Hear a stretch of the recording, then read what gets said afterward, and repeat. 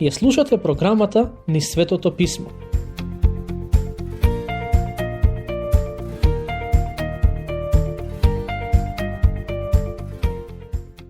Во денешното проучување ќе ги обработиме глава 22 и глава 23 од Прва Самуилова. Ако имате Библија со себе, ќе ве замолам да ја отворите кај глава 22 и да читате заедно со мене. Глава 22. Позадина. Пред да почнеме со читање на текстот, сакам да дадам кратка позадина на настаните поврзани со тие што ќе ги слушнеме во оваа глава. Претходниот пат видовме дека Саул науми да го убие Давид и правеше се што можеше за да се ослободи од него. Затоа Давид мораше да се турне во бегство. Кога дојде кај свештеникот Ахимелех, Давид од него побара да му ги даде лебовите кои стоеја на масата за лебен принос во шаторот. Тоа беа лебови кои требаше да ги јадат само свештениците, но Давид и неговите придружници беа толку гладни што сепак ги изедоа. Покрај другото, нивното бегство се состоеше во криење низ пештери, планини и шуми. Давид и неговите следбеници често го менуваа местото каде што престојуваа, бидејќи ако останеа подолго на едно место, шансите беа големи дека Саул ќе дознае каде се наоѓаат и ќе ги нападне. Во посланието до евреите, авторот пишува дека некои од хероите на верата талкаа во пустините и се криеа по планини и пештери. Тој стих се однесува и на царот Давид. Во сето тоа, Бог го подготвуваше Давид и ја градеше неговата вера. Периодот на бегство траеше неколку години, а некои историчари сметаат дека станува збор за отприлика 10 години. Како што кажав минатиот пат, во тој период Давид беше како животно кое бега од ловец. Во еден од псалмите, тој пишува дека бил како еребица и како пеликан. Давид го опишува овој период на бегство на многу сликовит начин. Например, во Псалм 17:9 тој вели: "Нечестивите ме напаѓаат, непријателите на душата моја ме обкружуваат." Во Псалм 57:4 пишува: "Лежам среда лавови, кои растргаат синови човечки, та нивните заби се копја и стрели, а јазикот им е остар меч." Во Псалм 102:6-8 пишува: "Заприлегав на пеликан во пустина, станав како буф во урнатини, не спијам, седам како самотна птица на покрив. Секој ден ме навредуваат непријателите мои и фалејки се ме проколнуваат." Според тоа што го читаме во писмото, ова беше можеби и најтешкиот период од животот на Давид. За време на тие прогонства, Давид се наоѓаше во Божјото школо за живот, каде што учеше како да се соочи со своите непријатели.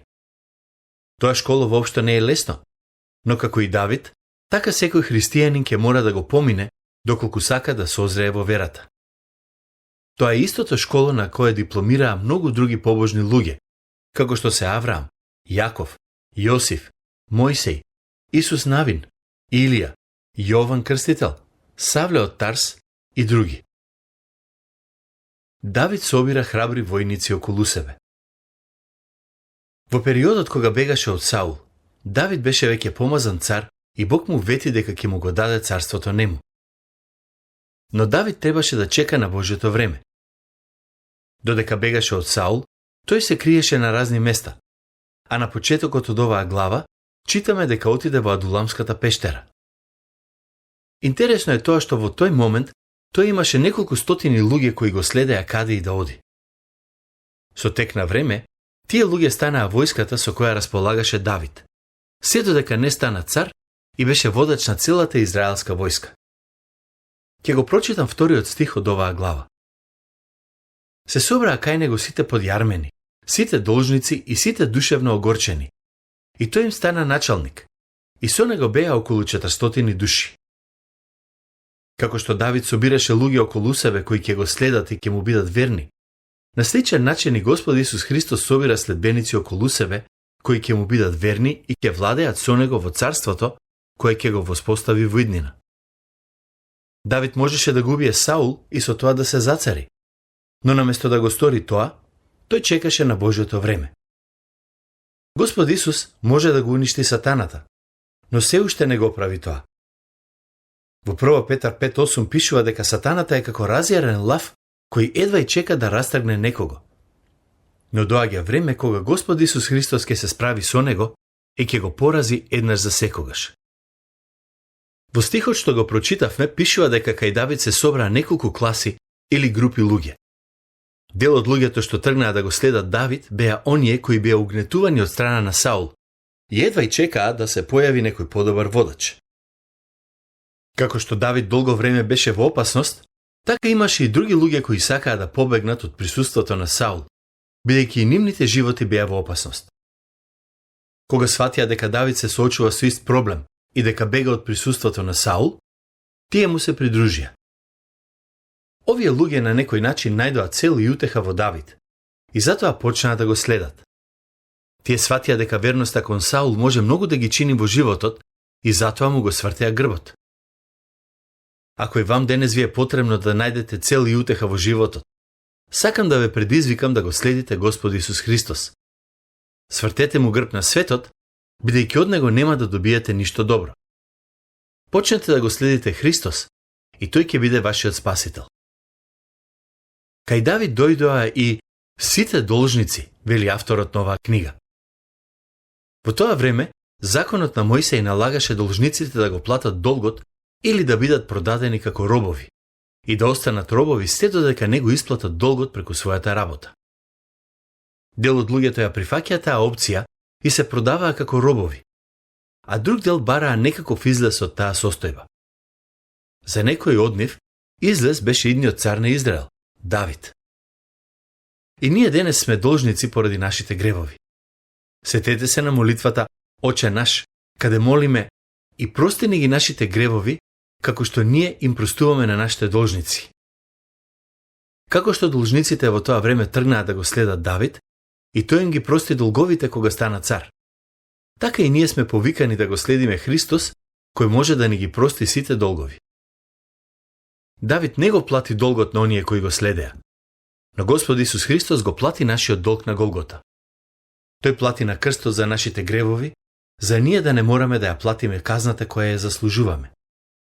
Ова е централната порака на Новиот Завет и самото христијанство. Господ Исус Христос ги ослободува од долг оние кои веруваат и се надеваат во него. Така што, ако имате непокајани гревови во животот, ако имате такви долгови, сакам да ве охрабрам денес да побарате од него да ви прости и да ве ослободи од вината и казната за истите. Во стихот кој го прочитавме, пишува дека третиот вид луѓе кои го следеа Давид беа огорчените.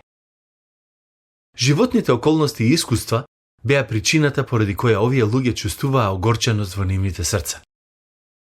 Со оглед на тоа што сум свештено лице, многу често доаѓам во контакт со голем број луѓе и од тоа што го имам видено на терен, можам со сигурност да кажам дека во нашата земја се повеќе и повеќе луѓе се чувствуваат огорчени поради нешто во животот.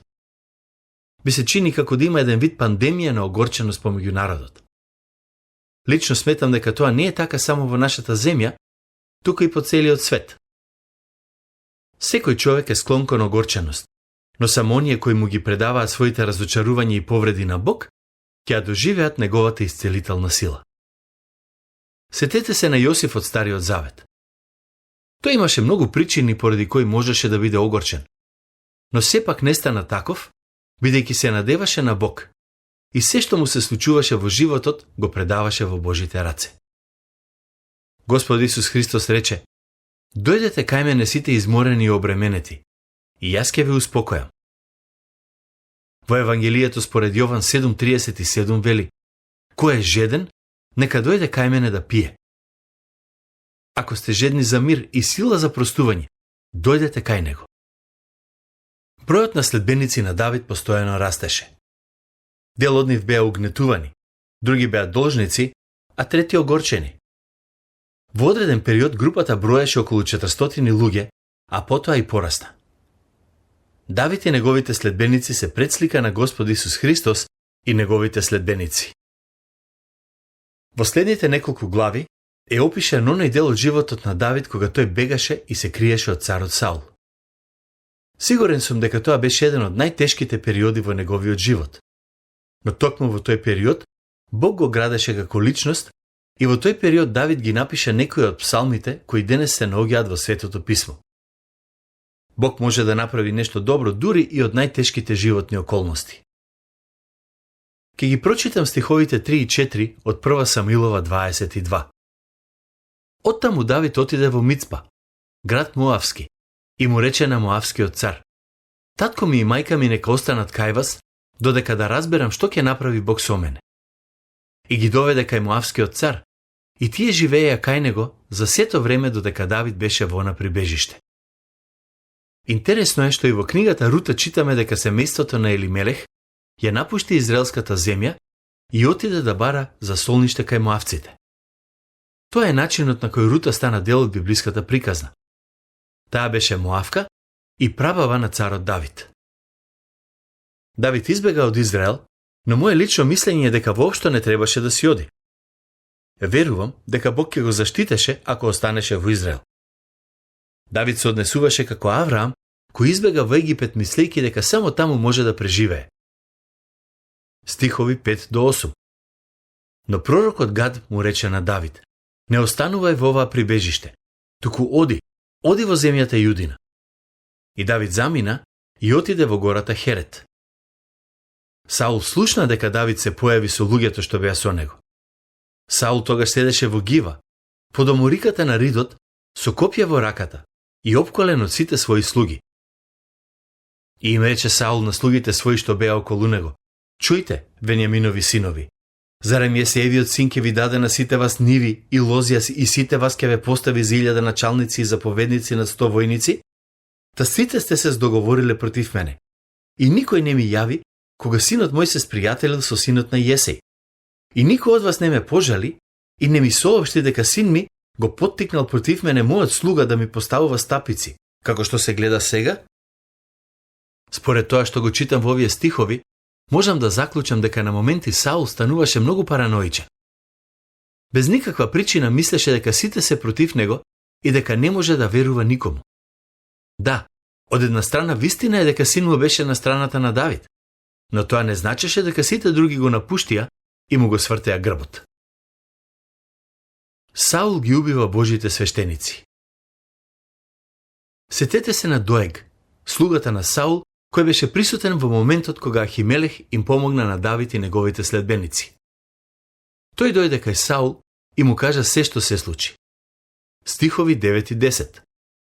Едомеецот Доег, кој стоеше со Сауловите слуги, одговори и рече: Јас видов кога Јесеевиот син доаѓаше во Нов кај Ахимелех, синот на Ахитув, и тој го праша за него Господ, му даде храна, му го даде и мечот на филистеецот Голијат. Следно, царот Саул ќе го казни свештеникот Ахимелех. Тогаш испрати царот да го повика свештеникот Ахимелех, синот Ахитувов и целиот татков дом негов, свештениците што беа во Нов. И сите тие дојдоа кај царот. Саул рече: Слушни, сине Ахитувов.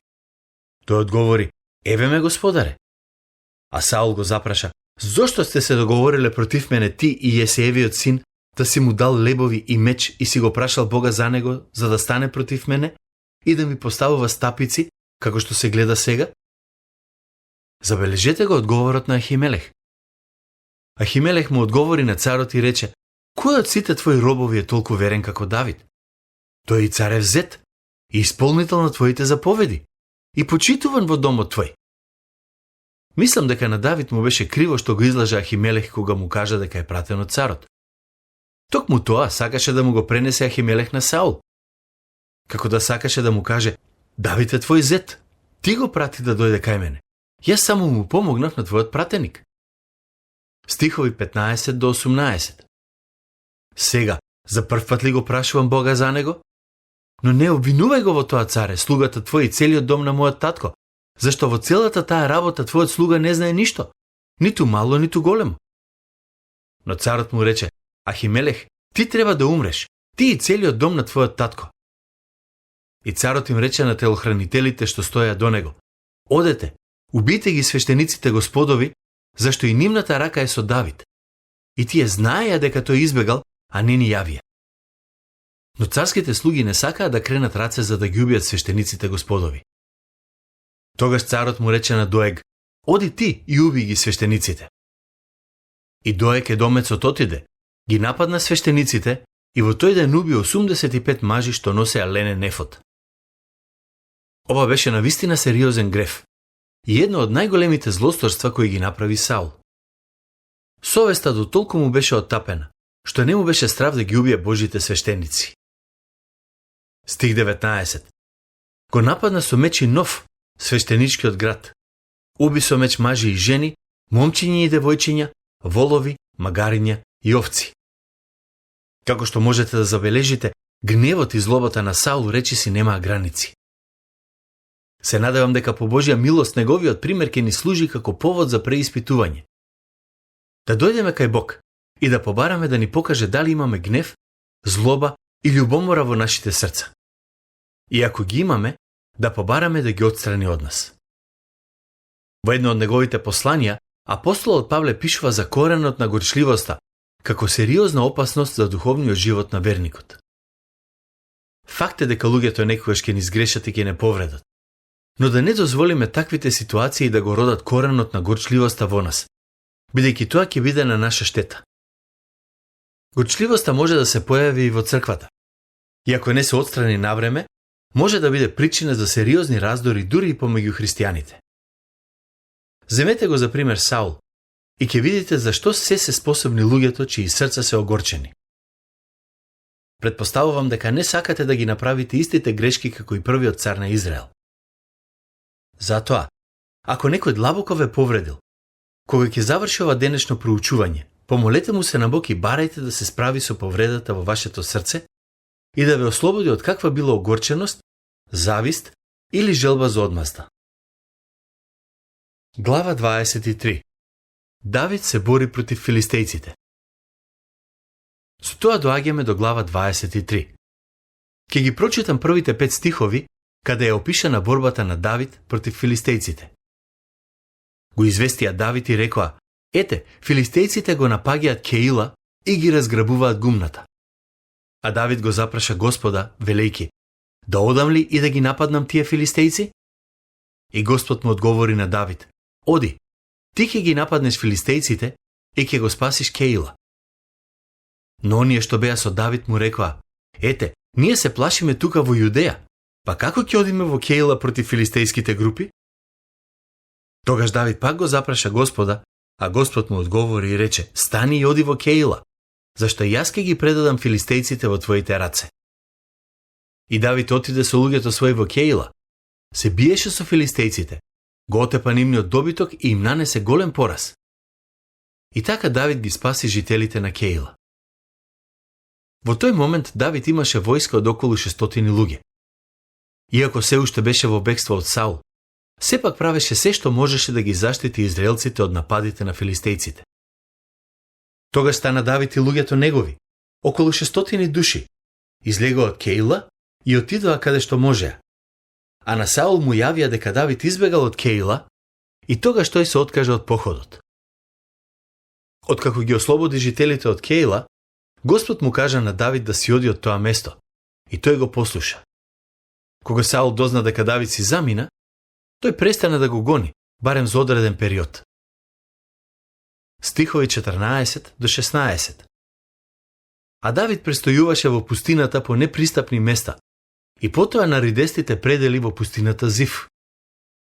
Саул го бараше секој ден, но Бог не го предаде Давид во рацете негови. И Давид виде дека Саул излегол да ја бара душата негова. Давид тогаш беше во пустината Зиф, во ридестите предели. И Сауловиот син Јонатан стана, дојде кај Давид во гората и го подкрепи со надежта во Бога. Забележете колку Јонатан беше наклонет кон Давид. Во стих 17 пишува дека Јонатан беше свесен за повикот на Давид како следен цар на Израел и воопшто не се противеше на тоа. И му рече: не плаши се, зашто раката на татко ми Саул нема да те најде и ти ќе царуваш над Израел. Јас пак ќе бидам втор по тебе. И Саул, мојот татко, го знае тоа. Јонатан вели: татко ми Саул знае што ќе се случи, но се уште не сака да се помири со реалноста. На некој начин како да се противи на Божјата волја и избор. Но за разлика од Саул, Јонатан беше подготвен да прифати дека Давид ќе биде следниот цар. И наместо да се буни против тоа, Тој со радост ја прифати таа реалност. Според мене, тоа е еден од знаците дека тој беше навистина голем човек.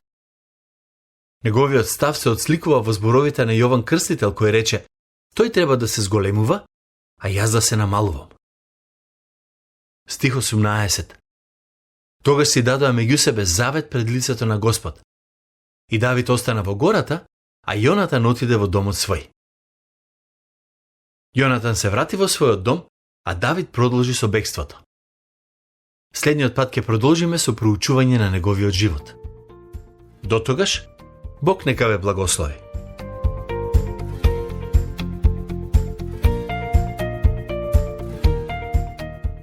Слушнавте емисија од програмата Низ Светото Писмо.